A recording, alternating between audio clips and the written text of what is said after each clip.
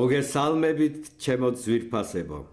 ეთერშია თეთრი კარავი და მე ვარ ბატონი დიმიტრი. დღეს ქალების უფლებებზე გვექნება საუბარი. ძალიან ბევრი ხმოვანი წერილი მივიღეთ, სადაც ქალები თავიანთ პრობლემებზე გახსნილად და გულწრფელად საუბრობენ. უკვე ბევრ ადამიანს მოუგვარდა თეთრი კარავის საშუალებით პრობლემები და კიდევ ბევრს დავეხმარებით. გქონდეთ ჩვენი იმედი და ნუ შეგეშინდება თქვენს გასაჭირზე ხმამაღლა ლაპარაკი. აბა, დავიწყოთ. მოგესალმებით.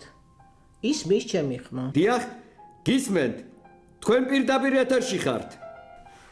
მივესალმები თეთრ კარავს. მე ვარ მაია, ქალთა უფლებების დამცველი ორგანიზაციის ერთ-ერთი წარმომადგენელი. ალბათ გახსოვართ.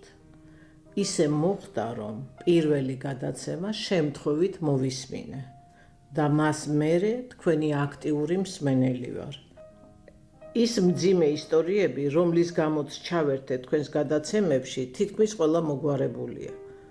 ან მოგვარების პროცესია, მაგრამ ახლა მინდა უთხრა ჩვენს შესანიშნავ ქალბატონებს, რომ ქალთა უფლებების დარღვევა არ ნიშნავს მარტო იმას, რომ ვიღაცა ფიზიკურად ძალადობს თქვენზე. თუ ვინმე იმაზე მეტ შრომას გაიძულებთ, ვიდრე ამის ძალა შეგწევთ, ესეც ძალადობაა და არავის არ აქვს იმის უფლება, რომ ადამიანი მონად აქციოს. ახლა მე მოგასმენინებთ ერთი ქალბატონის მონაყოლს, რომელიც ზემო აჭარაში ცხოვრობს და მისი ისტორია იქ მცხოვრები დანარჩენი ქალების ცხოვრებისგან დიდად არ გამოირჩევა და ზოგს ეს ნორმადაც კი მიაჩნია. დედა, მე რომ გავთხოვდი, ჩემ დედამთილ 100 სული საქონელი ყავდა.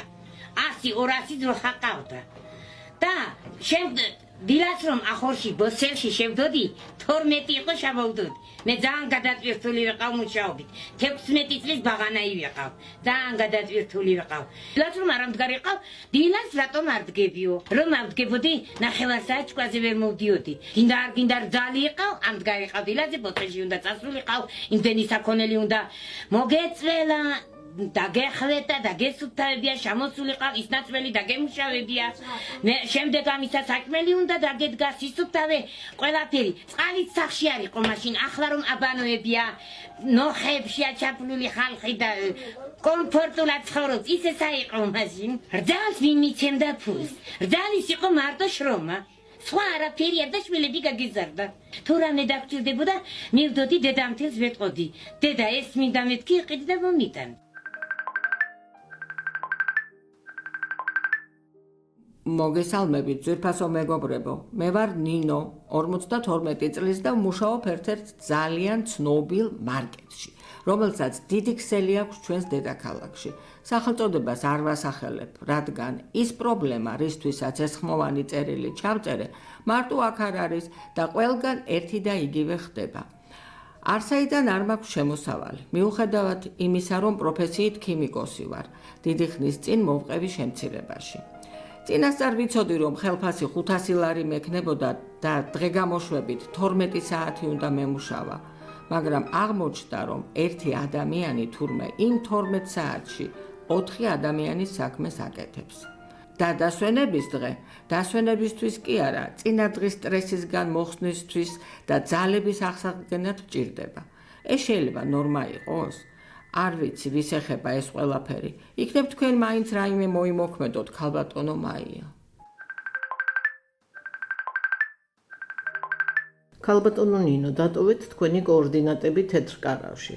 თქვენ პირველი არ ხართ, ვინც ასეთი უკმაყოფილო ამგვარი ექსპლუატაციით.